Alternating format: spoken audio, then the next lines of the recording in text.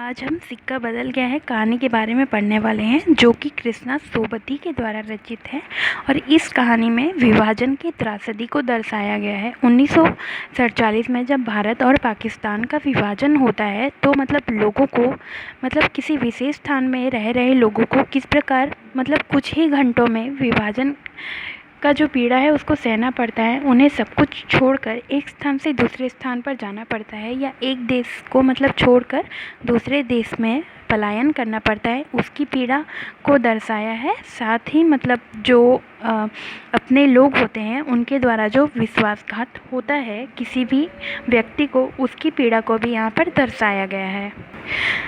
कुछ लोग सभी लोग जब किसी विशेष स्थान पे शुरुआत से रहते आते हैं तो अचानक से यदि उन्हें उस स्थान को छोड़कर जाने के लिए कहा जाए तो उनका घर, उनकी यादें या उनकी परंपरा और लोगों से लगाव और उस स्थान से जो लगाव होता है, अचानक किस प्रकार यह सभी चीज़ें बिखर जाती हैं,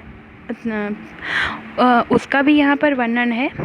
और जो भारत पाकिस्तान जो विभाजन होता है, कुछ ही घंटों में जो लोग रह रहे होते हैं एक स्थान पर, उन्हें अचानक से उस स्थान को छोड़कर सभी अपने जो घर होता है, अपना जायदाद होती है, अपनी संस्कृति होती है, उसको छोड़कर किस प्रकार पलायन करना पड़ता है और सब कुछ उनका उसी स्थान पर रह जाता है। वे सभी चीज़ों को छोड़कर किस प्रकार दूसरे स्थान पर जाने को मजबूर हो जाते हैं, उसी के विषय में यह कहानी है। इस कहानी का जो मुख्य पात्र है वह एक स्त्री पात्र है जिसका नाम है सहानी, की उम्र 50 वर्ष है। वह एक स्थान पर रहती होती है। साथ ही वह एक लड़के को बचपन से ही अपने बेटे के समान पालती है, जिसका नाम है शेरे। तो अचानक से इस पलायन के दौर में विभाजन के कारण उसको अपने स्थान को छोड़कर जब जाना पड़ता है तो उसी का जो बेटा होता है शेरे, जिसे वह पालती है बचपन से, तो वह उसके साथ विश्वासघात करता है और उसकी जितनी भी संपत्ति होती है, जितनी भी जायदाद होती है, वह सब को हड़पना चाहता है। और ये सब के लिए वह उसे मारने के लिए भी तैयार हो जाता है। तो एक तरफ उस महिला को अपने स्थान को छोड़ के जाने का दुख होता है, अपनी परंपरा को, और वह गाँव वालों के साथ किस प्रकार प्रेम से रहती थी, वह सब का दुख एक तरफ, और अपने ही बेटे समान जो शेरे होते हैं उसके द्वारा जो उसे विश्वासघात मिलता है, वह उसको मारने के लिए भी तैयार हो जाता है, इसका दुख एक तरफ होता है। तो उसकी जो पीड़ा होती है उसी को पलायन के कारण लोग जो आज अमीर था वह अचानक से गरीब हो जाता है, तो वह लोग अपने के दुश्मन बन जाते हैं। उसी को यहाँ पर विस्तार से वर्णन किया गया है।